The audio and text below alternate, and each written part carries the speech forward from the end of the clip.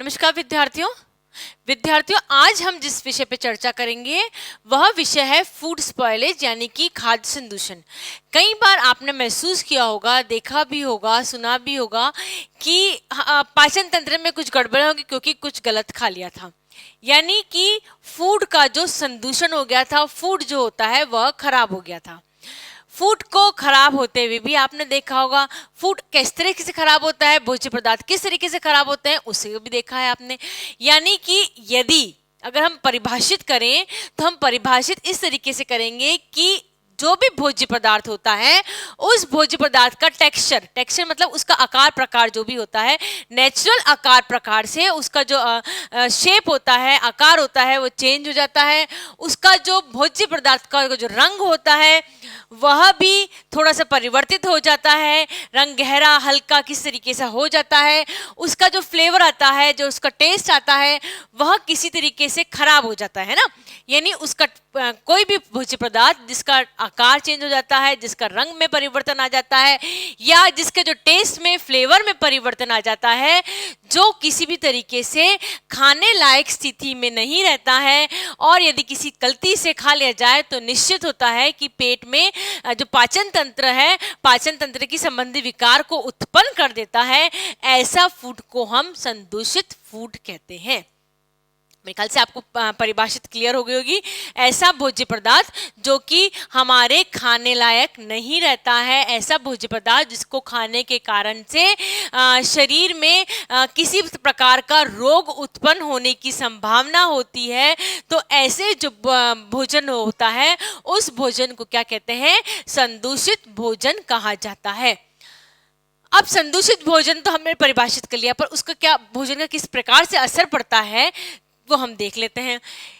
जो भोजन होता है उसमें क्या होता है? अनप्लीजेंट स्मेल आ जाती है। अनप्लेजेंट स्मेल, नेचुरल जब भोजन हम सूंघते हैं तो आपको निश्चित है किसी भी तरह का भोजन सूंघेंगे तो भोजन में से हमेशा खुशबू ही आएगी। परंतु यदि भोजन किसी कारण से, है ना, कारण के बारे में हम चर्चा बाद में करेंगे, पर भोजन यदि किसी कारण से संदूषित हो गया है तब भोजन में क्या होगा? एक अलग तरह की स्मेल आ जाएगी जो आपको पसंद नहीं आएगी। तो हम इस वीडियो के जरिए चर्चा करते हैं कि हम जो भोजन संदूषित हो गया है तो उसको किस तरीके से पहचानेंगे, है ना, या भोजन का पे क्या असर पड़ेगा, संदूषित भोजन का क्या असर होता है। ठीक है, सबसे पहले क्या होगा? आपको अनप्लेजेंट स्मेल आ जाएगी। टेस्ट करके देखेंगे, कई बार होता है हमें नहीं मालूम पड़ पाता है ना कि स्मेल आ रही है अथवा नहीं आ रही है। आप टेस्ट करेंगे, नेचुरल जो फूड होता है और जो स्पॉइल्ड फूड होता है यानी संदूषित फूड जो होता है, दोनों का जो टेस्ट होता है उसमें काफी अंतर होता है। जो संदूषित फूड होता है उसका टेस्ट हमेशा खराब होता है। ठीक है, किसी भी कारण से जो संदूषित फूड होता है उसका जो टेस्ट होता है वह खराब हो जाता है, यानी कि भोजन जो है वह क्या है? संदूषित भोजन है। अगर भोजन का स्मेल खराब है, यदि भोजन का टेस्ट नहीं है, तो नो डाउट जो भोजन नेचुरल भोजन है उसके अलावा उसका जो रंग में जी परिवर्तन हो जाता है, कई बार गहरा हो जाता है। जैसे आप एग्जाम्पल रख के देखेंगे एप्पल का। एप्पल यदि आप कुछ समय के लिए काट के रख देते हैं और उसको खुली हवा में रख देते हैं तो उसका जो आकार और प्रकार है वह चेंज हो जाता है और कुछ समय बाद जो एंजाइमेटिक रिएक्शंस जो होते हैं एप्पल में, उस कारण से जो एप्पल होता है वो ब्राउन कलर का हो जाता है। ठीक है, यानी कि उसका जो कलर है वह चेंज हो गया, है ना। एप्पल अंदर से काटेंगे तो व्हाइट निकलता है, परंतु एंजाइम्स के रिएक्शन के कारण से वो कैसे हो जाता है? ब्राउन कलर का होता है। और वो एप्पल का जो स्किन होती है, एप्पल का जो छिलका होता है वो भी थोड़ा बहुत सिकुड़ सा जाता है, यानी एप्पल संदूषित हो चुका होता है। उसका जो टेक्सचर है वो भी परिवर्तन होता है। हमने अभी आपको एग्जांपल दिया एप्पल का, कुछ समय के, या आप बनाना का भी लीजिए तो जो फ्रेश बनाना आता है उसके छिलके में, है ना, और जो संदूषित हो जाता है फ्रूट्स का हम एग्जांपल इसलिए ले रहे हैं क्योंकि फ्रूट्स जो होता है वो जल्दी से संदूषित हो जाते हैं, जो सब्जियां होती है वो जल्दी से संदूषित हो जाती हैं और यदि किसी कारण से वो ग्रहण कर ली जाती हैं तो पाचन तंत्र में गड़बड़ियां या पाचन तंत्र में विकार उत्पन्न कर देती हैं। ठीक है, अब टेक्सचर में भी बहुत ही जल्दी परिवर्तन आ जाता है। जो उसका जो छिलका होता है बाहर का, वो छिलके में सिकुड़ सा जाता है। हमेशा हमेशा ये ध्यान रखिए, जो भी आप फूड ले रहे हैं उसको जो जो साइज होती है, उसका जो आकार होता है, उसका जो शेप होता है, उसमें निश्चित रूप से परिवर्तन आना चालू हो जाता है। इसको बोलते हैं हम टेक्सचर चेंजेस। सबसे इंपॉर्टेंट बात, उसके अंदर अगर आप ध्यान से देखेंगे तो गैस का डेवलपमेंट होना चालू हो जाता है ना। यानी कि उसके अंदर कई बार अगर आप भोजन ज़्यादा संदूषित हो जाता है तो आप देखेंगे उसके अंदर छोटे छोटे से होल्स हो जाते हैं, छोटे छोटे से छिद्र उत्पन्न हो जाते हैं, और उस छिद्र के कारण, उस छिद्र में से हल्की सी आपको गैस निकलती हुई दिखाई देती है, या आपको महसूस होता है कि उस छिद्र में से कुछ निकल रहा है, यानी कि उसके अंदर क्या होता है, गैस का डेवलपमेंट होने लग जाता है। इस तरीके से आप इजीली फाइंड आउट कर सकते हैं कि भोजन संदूषित है अथवा नहीं है। ये जो होता है ये फिजिकल चेंजेस होते हैं, है ना। जैसे अनप्लीजेंट स्मेल होना और या टेक्सचर का परिवर्तन होना, ये क्या होता है, फिजिकल चेंजेस होते हैं। और इन फिजिकल चेंजेस के पीछे क्या कारण होता है, इनके पीछे कारण होता है कि भोजन में जो केमिकल चेंजेस हो रहे होते हैं वो उसके पीछे का कारण होता है। अब फूड स्पॉइलेज का क्या कारण होता है ना, बहुत सारे कारण होते हैं फूड स्पॉइलेज के। सबसे पहले होता है इंसेक्ट डैमेज। हमारे यहाँ पे चाहे आप फसल बो रहे होते हैं, चाहे आप स्टोर कर रहे होते हैं, या घर में रख लेकर आते हैं, हमारे यहाँ पे बहुत सारे इंसेक्ट्स हमेशा के हमेशा फूड के कांटेक्ट में आते रहते हैं, है ना।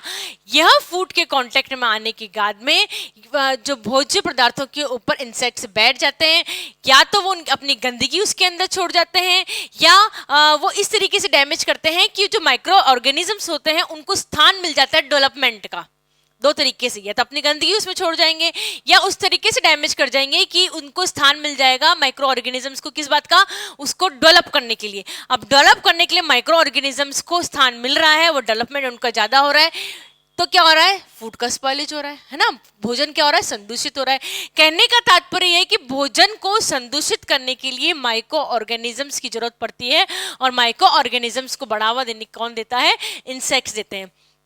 हमारे जो चूहे हैं, जानवर हैं, बर्ड्स हैं, ये नो डाउट हमारे जो कृषि में योगदान देते हैं, परंतु वह योगदान जो भोज्य को संदूषित करने में भी देते हैं।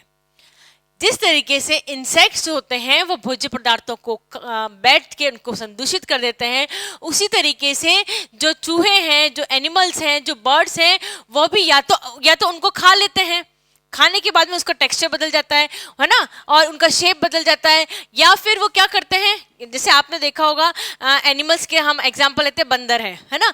बंदर ने जामुन के पेड़ पे बैठे और जामुन खाए, तो जामुन खाए, पूरा जामुन नहीं खाया, थोड़ा जामुन खाया, जो जामुन फेंक दिया, वो क्या हो गया, फूड खराब हो गया, हमारे खाने लायक नहीं रहा, है ना। तो इस तरीके से जो एनिमल्स होते हैं वह भोजन को संदूषित कर देते हैं, हमारे खाने लायक नहीं रखते हैं। उनमें उनकी जो गंदगियां हो जाती हैं, है ना, वो जो गंदगी, मल की गंदगी, मूत्र की गंदगी उस भोज्य पदार्थों में छोड़ जाते हैं, उसके कारण से भी भोजन संदूषित हो जाता है, क्योंकि उसमें जो माइक्रो ऑर्गेनिजम्स होते हैं वह मल्टीपल ग्रोथ करते हैं, है ना। और मल्टीपल ग्रोथ करने के कारण से वह उसमें जो फूड का होता है उसमें स्मेल सी आने लग जाती है, उसका जो टेस्ट होता है वह टेस्ट खराब हो जाता है। और हम ये क्या जानते हैं कि किसी भोज्य पदार्थ में जब स्मेल आने लग जाती है, या फिर जब उसका टेस्ट खराब हो जाता है, यानी कि फूड जो होता है वह स्पॉइलेज हो जाता है। कई बार क्या होता है कि हम भोज्य पदार्थों को संभाल के रखते हैं, लंबे समय तक संभाल के रखना होता है।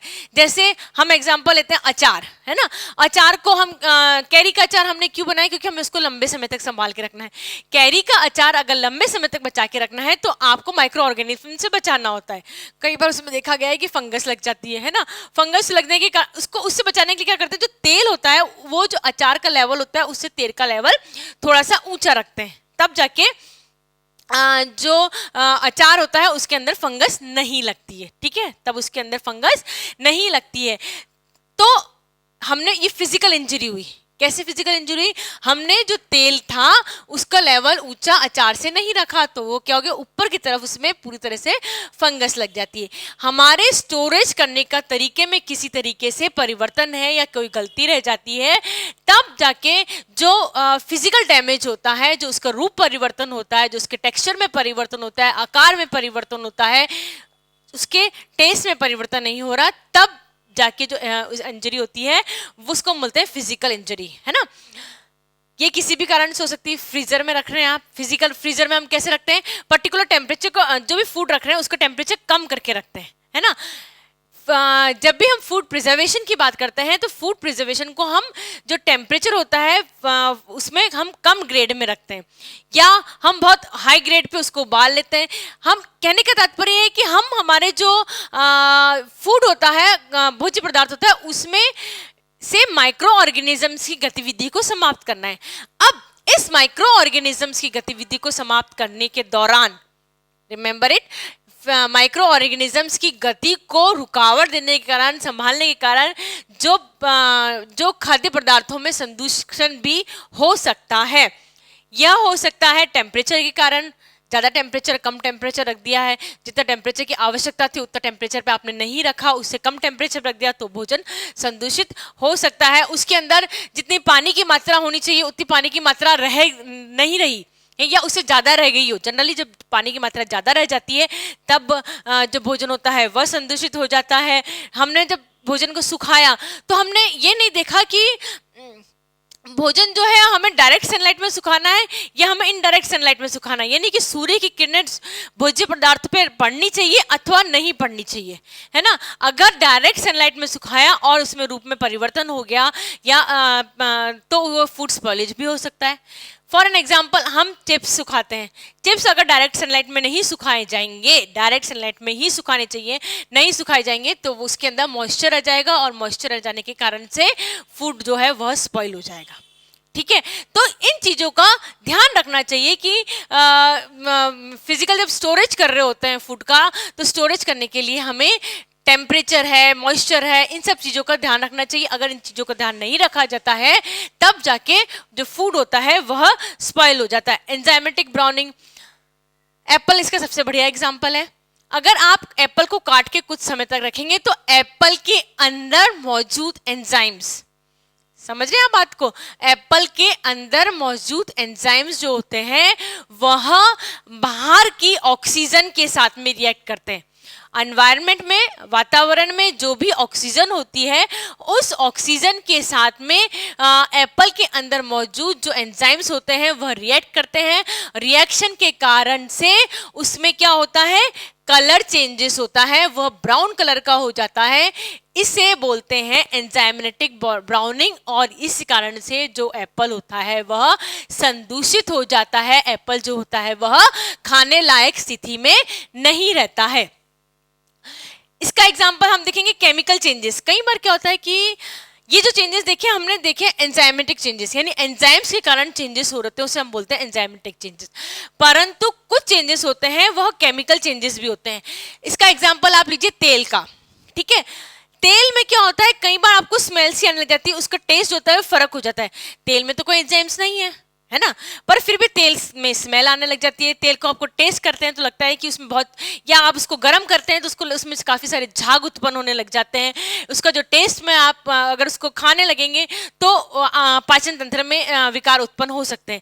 तो उसमें एंजाइम्स नहीं है, उसके अंदर क्या होता है, केमिकल चेंजेस होते हैं। वह केमिकल चेंजेस जो होते हैं वह किसी भी कारण से जो वातावरण की ऑक्सीजन है और वातावरण की लाइट, सूर्य का प्रकाश वातावरण से और जो वातावरण में उपस्थित ऑक्सीजन होती है, उस ऑक्सीजन के कारण से जो भोज्य पदार्थों में रासायनिक परिवर्तन के कारण से भी भोजन जो होता है वह संदूषित हो जाता है। इस तरह के भोजन को बोलते हैं हम केमिकल चेंजेस, जो कि एंजाइम्स के कारण नहीं हो रहे हैं। वह किसके कारण से हो रहे हैं, वह वातावरण में उपस्थित ऑक्सीजन और लाइट के कारण से हो रहे हैं। किसी भी कारण से आपका भोज्य पदार्थ में फूड का स्पॉइलेज हो रहा है, भोज्य पदार्थ संदूषित हो रहे हैं, पर वो भोज्य पदार्थ निश्चित रूप से आपको ग्रहण नहीं करने चाहिए, चाहे अनचाहे तो आपको मालूम ही नहीं पड़ेगा आपने ग्रहण कर लिया, परंतु आपको दिख रहा है कि भोज्य पदार्थ नष्ट हो रहा होता है, स्पॉइल हो रहा होता है, तो आपको उसको ग्रहण नहीं करना चाहिए।